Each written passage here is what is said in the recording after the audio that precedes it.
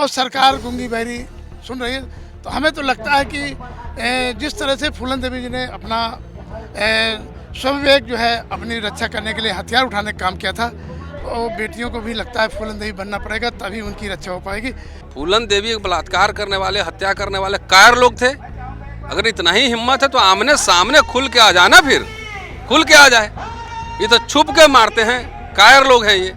कि 2 seat BJP ज़्यादा देता है तो तुमको सम्मान मिल गया, और तुम्हारे बच्चों का भविष्य खत्म हो रहा है, यूनिवर्सिटी कॉलेज खत्म हो रहा है, नौकरियां खत्म हो रही है। कि कावड़ चाहिए कि कॉलेज चाहिए? कावड़ हमें आईपीएस या आईएएस नहीं बनाएगी। ये तो हमारे साथ धोखा होकर रखा है हमारे को।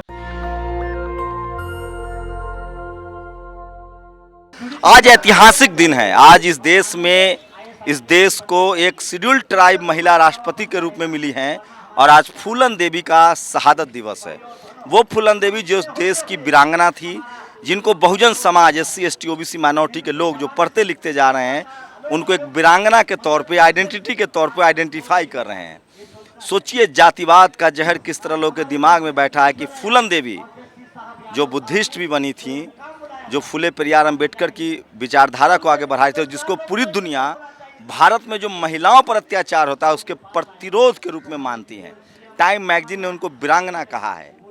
मेरे साथ विशंबर निषाद हैं और दिल्ली यूनिवर्सिटी के प्रोफेसर रतन लाल हैं। दोनों लोगों से समझने की कोशिश करेंगे कि क्या वो दौर खत्म हो गया है जब फूलन देवी की तरह कोई प्रतिकार करेगा और एक डर का माहौल है, और आखिर जो फूलन देवी हैं, जिस तरह से जातिवादी गुंडों ने उनकी हत्या की, उनका हत्यारा आज भी खुलेआम घूम रहा है।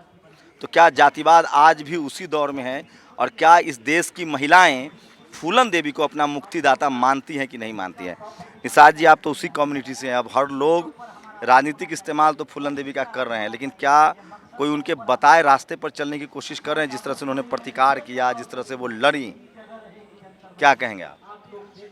सबसे पहले तो आज उनका शहादत दिवस है। 25 जुलाई 2001 को जो पार्लियामेंट से लंच टाइम में अपने घर आ रही थी, और जैसे घर आई तो उनकी हत्या कर दी गई थी।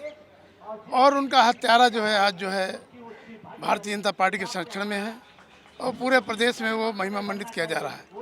यहाँ तक कि फूलन देवी के गांव जा रहा था, मैंने संसद में मामला उठाने का काम किया था।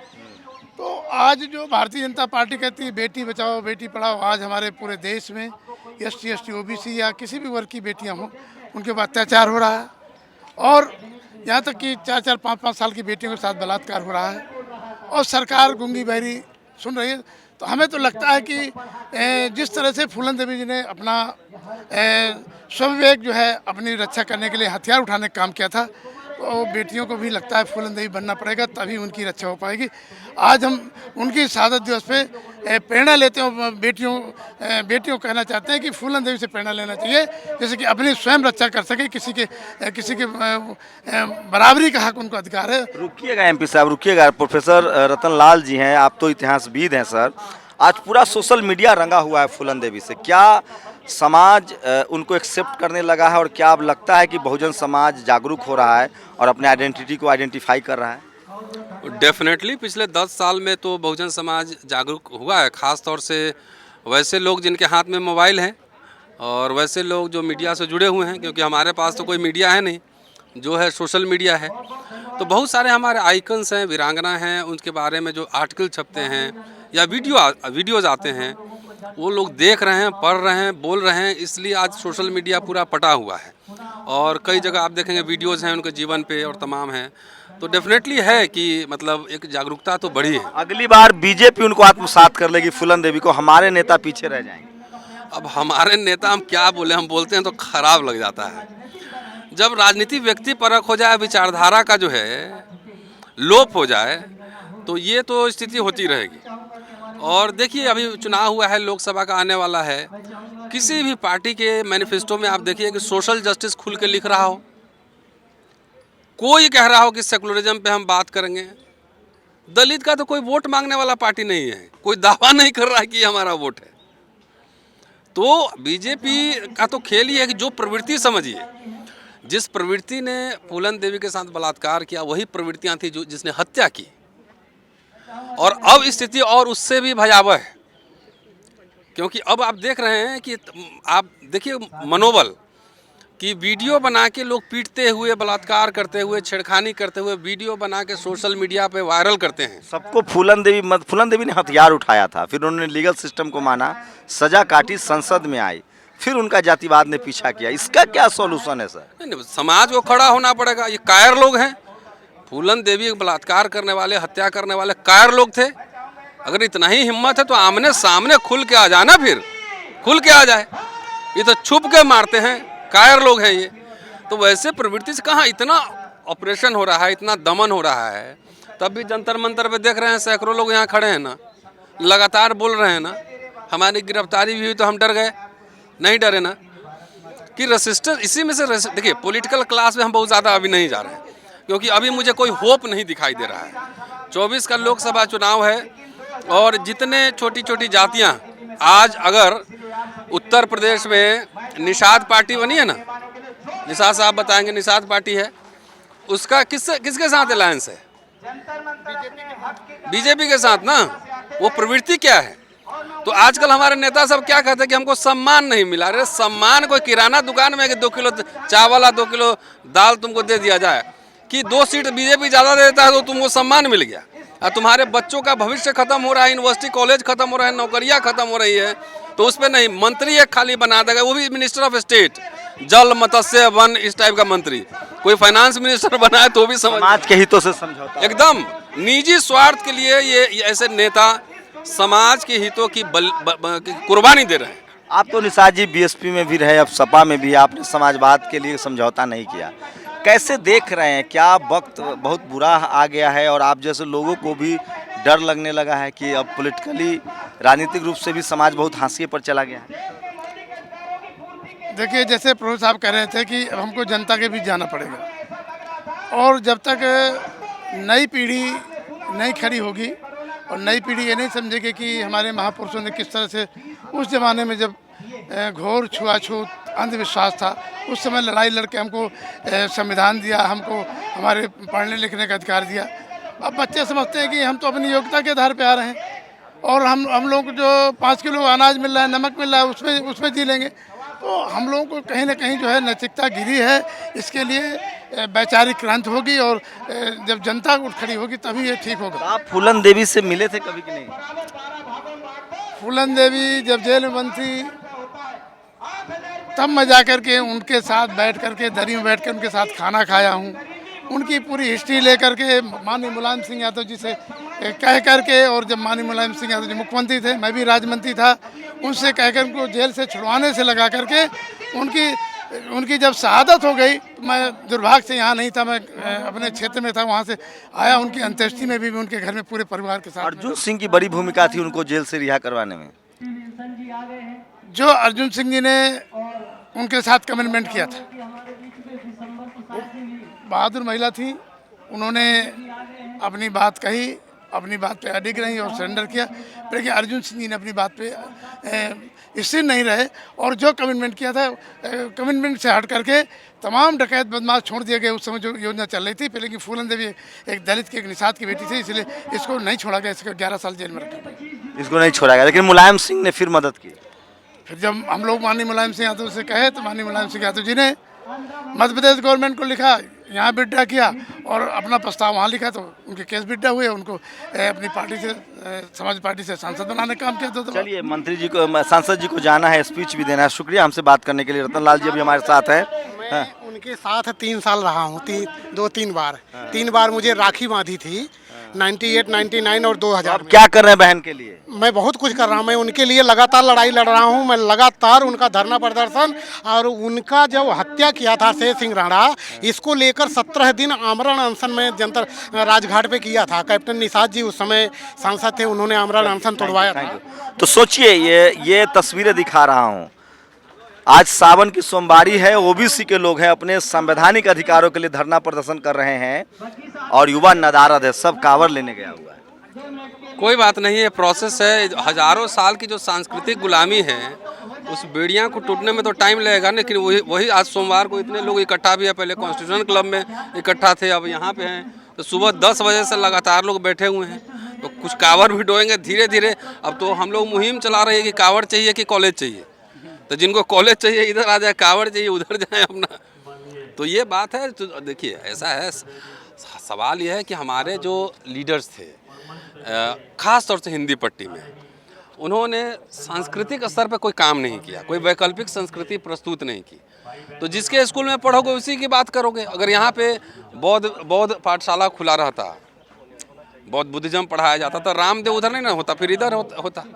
तो यहाँ ना कोई स्कूल खुला, ना कोई पैरेलल संस्कृति बनाया। आज भी जितने लोग हैं वो वही पाखंड आडंबर में, वही सारे नेता हमारे उठा के देख लीजिए, वही करते हैं। तो इसीलिए ये है एक चुनौती है। और देखिए समय लगता है। सामाजिक परिवर्तन और कल्चरल हेजमनी की सत्ता संभव नहीं है, वो टेम्परेरी मिलेगा।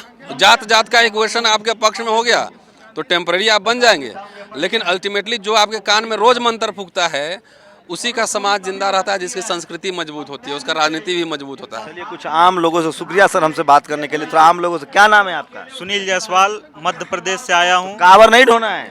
कांवर नहीं, अब युवाओं को संविधान पढ़ के अधिकार की कांवर ढोना है।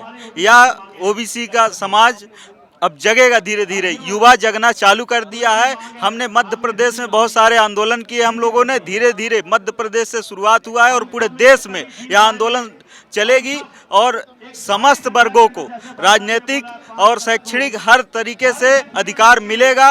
युवा अगर जाग गया तो युवा जागने की ओर। ओबीसी हैं भाई साहब? हाँ? जी, मैं अशोक कुमार जहांगी बात कर रहा हूँ। तो आप लोग कांवर नहीं ढोने जा रहे हैं? नहीं, मैं सब ओबीसी वाला कांवर ढोता है। मैं बाबा साहब का चेला हूँ, बाबा साहब को मानता हूँ। कितने लोग? आप भी ओबीसी हैं? जी, मैं डॉक्टर वीसी बघेल ओबीसी महासभा का जिम्मेदार कार्यकर्ता हूँ दिल्ली प्रदेश का, और समूह आपका भी बहुत बड़ा फॉलोअर हूँ। तो कांवर नहीं ढो रहे हैं आप लोग? नहीं, कांवर देखिए, मैं हम लोगों का एक कांवर धोने का मकसद नहीं है, और हम लोगों का शिक्षा की तरफ हम लोग जो ओबीसी के लोग हैं, लेकिन सारे ओबीसी के लोग शिक्षक जो कांवर धोने नहीं जा रहे हैं। 30% लोग हैं जो हम बाबा साहब के फॉलोअर हैं, संविधान को पढ़ते हैं, संविधान की बात रखते हैं, और हम शिक्षा की तरफ बात करेंगे। मैं बताऊंगा, ओम प्रकाश जी का बयान आया था, कावड़ हमें आईपीएस या आईएएस नहीं बनाएगी। ये तो हमारे साथ धोखा होकर रखा है, हमारे को कन्वर्ट कर रहे हैं। कांवर ढोने से आईएएस आईपीएस नहीं बनेगा। दरोगा सब भगवान देते हैं। भगवान हमारा इस सम्मान मिला ही नहीं हमें। किस भगवान की बात करते हैं? जिस धर्म में बाबा साहब ने कहा था, जिस धर्म में हमें सम्मान नहीं मिला उस हम धर्म को मानते ही नहीं। इस देश को बढ़ाने वाला और नाम है आपका? डॉक्टर नरेश पटेल, राजस्थान से। आप लोग को तो कांवड़ में अग्रणी भूमिका है आप लोगों की। धर्म बचाना है, हिंदू राष्ट्र बनाना है। धर्म तो तब बचेगा जब ओबीसी जनगणना होगी। देश में सबसे महत्वपूर्ण चीज आज कुत्तों की जनगणना सरकार के पास है, आज बकरियों की है, आज गाय की, और मेरे आंगन में जो गाय बंदी है, जो भैंस बंदी है, उसकी जनगणना सरकार के पास है। तो प्रधानमंत्री ओबीसी है, राष्ट्रपति ट्राइबल है, तो बिल्कुल है ना, लेकिन वो कौन है? वो लोग गुलाम हैं। आज मैं कहता हूँ बीजेपी और कांग्रेस ओबीसी जनगणना के खिलाफ नहीं है, उन पार्टियों में ऐसे लोग बैठे हुए हैं जो जनगणना के खिलाफ है। कौन लोग हैं? वो जनरल के लोग हैं, सीधी सी बात। आज गोपीनाथ मुंडे जो थे भाजपा से थे, उन्होंने लोकसभा में मांग करी थी 2010 में। अरुण जेटली जी ने 2015 में जिनकी डेथ हो गई, अरुण जेटली जी ने 2015 में कहा था, तो यूपीए समय की जो जातिगत जनगणना है उसके आंकड़े हम सार्वजनिक करेंगे। कांवड़ से समस्या हल होगा कि नहीं? कांवड़ से क्यों, कैसे हल हो जाए? अगर कांवड़ से होता तो मैं तो कांवड़ यात्रा में भी गया हूँ, तो अभी तक हो जाना चाहिए था। बिल्कुल गया। आपको क्या नाम है? मेरा नाम डॉक्टर ओम प्रकाश कनौजिया है, मैं इलाहाबाद से आया हूँ। और तो आप लोग कांवड़ में नहीं जा रहे हैं? कांवर में एकदम नहीं जाएंगे। देखिए आज सोमवारी है और ओबीसी के लोग जो हैं यहाँ कांवड़ नहीं ढो रहे हैं। देखिए ये बड़ा धर्म का ह्रास हो जाएगा। ये आप लोग भड़का रहे हैं। आज सोमवारी है, धर्म कर्म छोड़ के हिंदू राष्ट्र बनाना चाहिए। आप लोग आरक्षण मांग रहे हैं। आरक्षण तो आरक्षण संवैधानिक प्रावधान है, मांग क्या रहे हैं? खत्म कर दिया, पहले से था। हिंदू कौन है? ये तो स्तरीकृत समाज है, ऊंच नीच है, जात पात है, भेदभाव है। तो इनको तो अब समाज को समझना पड़ेगा ना कि किस व्यवस्था में रहना है। तो तथागत बुद्ध के व्यवस्था में रहना है। देखिए इस देश में अगर लोहार ना होता तो टाटा का कारखाना जमशेदपुर में स्थापित ना होता। सब विश्वकर्मा भगवान की कृपा। सुनो, इस देश में अगर चमार ना होता। विश्वकर्मा भी तो हमारे ओबीसी जाति का था। देखिए सृष्टि किसने रची? सृष्टि के रचने वाले कौन थे? विश्वकर्मा जो लोहार सब गरीब रह गया बेचारा। मैं क्या कह रहा हूँ, आप ध्यान से सुनोगे। सृष्टि की रचना भगवान दक्ष भगवान ने रची। अमेरिका में किसने रचा? बता रहा हूँ। ये देखिए चले गए। क्या आपका क्या नाम है? नरेश चंद पाल किराड़ी। आप अच्छे से जानते हैं, आप मेरे यहाँ गए भी हैं। तो आप लोग कांवड़ नहीं ढो रहे हैं? मैं तो मानता ही नहीं कि कांवड़ वाले कुछ होते भी हैं। ये जैसे जमीन में घड़े में औरत लड़की नहीं निकल सकती, मैं नहीं मानता हूँ। जहाँ मर्जी कोई जिससे विरोध मान ले। मैं बात कर मेरे से ज्यादा कौन सा गरीब आदमी की घड़े में से औरत लड़की निकल रही, मैं मानता ही नहीं। मैं कह रहा हूँ मैं नहीं मानता हूँ। मैं जिम्मेवारी के साथ कह रहा हूँ। आज आप ये बताइए, आज़ादी कितने से वर्ष हो गए? 75 साल भी आज़ादी मना रहे हैं हम, ठीक है। सच में तो हम गुलाम हैं। आपसे गुलाम है, आपको मंदिर जाने दे दिया गया? मंदिर कांवर उठाइए, मेरी बात सुनो। मंदिर और एक मिनट मंदिर में तो एक मिनट भाई, मेरे पे एक बात बताइए, मंदिर मस्जिद की बात नहीं कर रहे हम काम। ये बताइए, सृष्टि का रचयिता विश्वकर्मा के वंशज गरीब का है? मैं गरीबी तो बता रहा हूँ ना। हम स्टार्टिंग में शुरू से उद्योगपति थे। भगवान जो है श्रेष्ठ पुत्र कौन थे? तो गरीब कैसे हो गए? ऐसे जाति पे जब आप आएंगे, हम हिंदू राष्ट्र के पक्ष में हैं, लेकिन हिंदू राष्ट्र में सबसे बड़ी अड़चन कौन सी है? वो है जाति व्यवस्था। आज ब्राह्मण बात करता है, आज सभी जातियां बात करते हैं हिंदू राष्ट्र बनना चाहिए, लेकिन हिंदू राष्ट्र में जब हम कहते हैं कि चमार हटा दो, ब्राह्मण हटा दो, राजपूत हटा दो, पाटीदार हटा दो, कलाल हटा दो, सब तैयार होते हैं, लेकिन केवल ब्राह्मण तैयार नहीं होता है। तो सबसे बड़ी अड़चन ये बातचीत अब बंद करनी पड़ेगी, प्रोग्राम चल रहा है। ये तस्वीरें दिखा रहा हूँ आपको, और विल्सन बोल रहे हैं, एक जरूरी हैं, डीएमके के सांसद बोल रहे हैं, और ये जाति जनगणना को लेकर ये बड़ा प्रोटेस्ट हो रहा है। इस समय मैं जंतर मंतर पर हूँ। भले आप धर्म बचाने की लड़ाई लड़ रहे हो, लेकिन यहाँ संविधान बचाने की लड़ाई चल रही है। कैमरा पर्सन आशीष के साथ शंभू कुमार सिंह, नेशनल दस्तक, जंतर मंतर, दिल्ली। नेशनल दस्तक की आपसे गुजारिश है कि अगर इसको बचाना चाहते हैं तो नेशनल दस्तक को सब्सक्राइब करने के लिए रेड कलर के सब्सक्राइब बटन को दबाएं, फिर बेल आइकन की घंटी दबाएं। नेशनल दस्तक को बचाने के लिए बहुत जरूरी है कि हर खबर को शेयर करें, लाइक करें, कमेंट जरूर करें।